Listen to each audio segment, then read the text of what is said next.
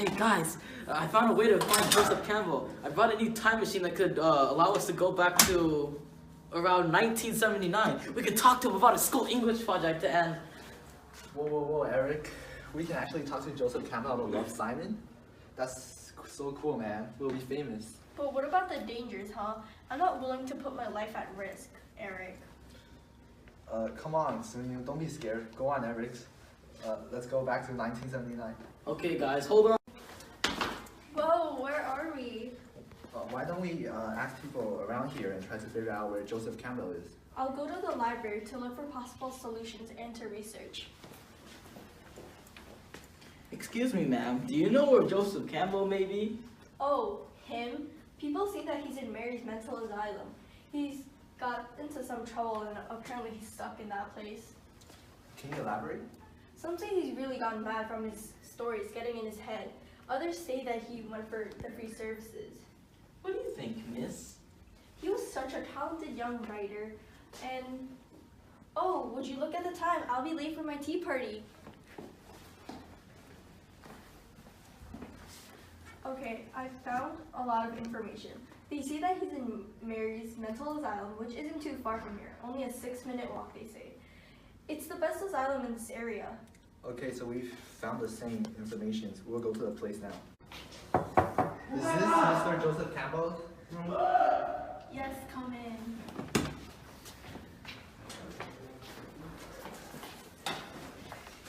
We are reporters from 2018 and we'd like to have an interview with you to discuss your ancient framework that fits into a modern story. Love, Simon. Of course it doesn't. My framework, kids, is just for ancient stories, not for the stories of the future. Now, just sit. Just let me drink my tea. But sir, we can prove it. First, I must explain Simon's story. He starts with a summary of his life leading up to the opening of the movie. He has a normal life with good friends and a loving family. One day, he sees a post on Creek Secrets, a website that's dedicated to rumors on stories in his high school. The post on Creek Secrets anonymously states that the person that's posting it is gay. He is known as Blue, and after the post, Simon emails Blue because Simon is also gay and he wants someone to talk to. Shortly after, they become good friends through exchange of emails. After a person named Martin finds out about their emails and then blackmails Simon into helping him to get with one of Simon's friends, Abby. If not, Martin leaks the emails between Blue and Simon. Simon does it because he isn't ready to tell others that he is gay. However, eventually this fails and Martin manages to embarrass himself in front of the whole school. This causes Martin to leak the emails, which causes him to be an outcast with his friends because of the lies he said when he tried to get Martin and Abby together. His dad makes a bunch of jokes that offend Simon. Eventually, he and his friend made up. He also made up with his family. He waited for Blue at a carnival on a Ferris wheel until one of his friends, Brom, showed up.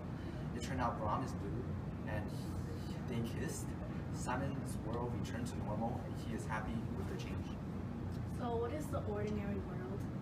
The ordinary world is Simon's everyday life with his secret of being gay hidden. So what is the call to adventure in this modern story? The call to adventure is when Simon saw Blue's post on Creek Secret and decided to email Blue to figure out the meaning of being gay. This kind of made Blue Simon's mentor. So what is his attempt to stay comfortable? He attempts to stay comfortable by trying to stop Martin from exposing him, so other people don't know he's gay. He tries really hard to keep his life as ordinary as possible without unknowingly messing up his friendships. What is the training he has to go through? Does he learn to fight with swords or other kinds of weapons? He does not learn how to fight with swords or any weapons, but instead his training is to learn how to dress as a gay man and to know what being gay is, while he's contemplating how to face his school now that he is known as the gay person. What gets out of this is that just because he is gay, it doesn't mean that he also has to change himself or into being a different person. What is the abyss and how does Simon climb out? Simon fell into the abyss when Martin exposed him. This caused everyone in school to make fun of him and caused his best friends to hate him because he lied to them. Simon said, "Everything's falling apart. Why are you crying?" He climbed out of the abyss by apologizing to his friend. This is the atonement for for his mistake. As a reward, he gained the support of his friend and gained more courage to express his feelings. This new courage is his transformation. So how does he return back to normal? Simon returns back to normal by asking to meet Blue at a carnival through email. He said, "You'll know where I'll be. No pressure for you to show up, but I hope you do." It is then revealed that Blue is Rob, and they confess their love for each other, and Simon's life went back to normal, but with a few changes. Rob is in his life now, and he's happy. So I guess that's the reward, right? Even then, the story still doesn't match my hero's framework because he doesn't face any supernaturals or fight any monsters. He isn't losing anything like a wife or someone he loves. This is what makes the abyss important. Loss of something that was important to him. There has to be death before rebirth. The abyss is about something important, but that doesn't have to be physical. He also doesn't have to fight anything physical, as he could be fighting inner struggles and problems.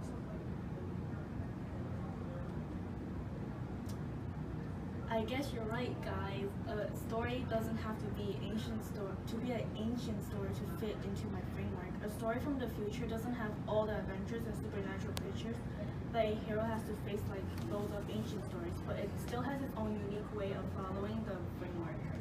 Yeah, you got the point of what we were trying to tell you. Okay, since we have proven our points and written our report, we should be going now. You're right, we should get going.